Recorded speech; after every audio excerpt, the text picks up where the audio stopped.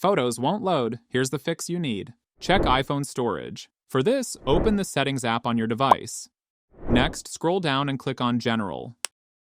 Here you will see different options. Tap on iPhone storage.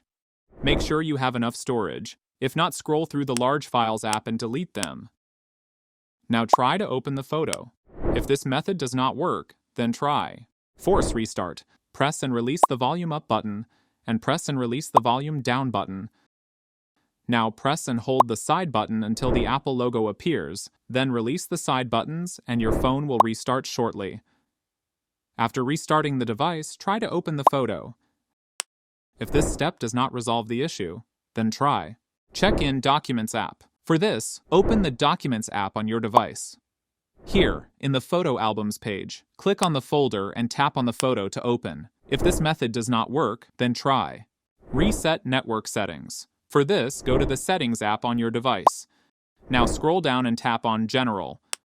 Again, scroll to the bottom and click on Transfer or Reset iPhone. Next, at the bottom, tap on Reset. A few options will appear. Click on Reset Network Settings.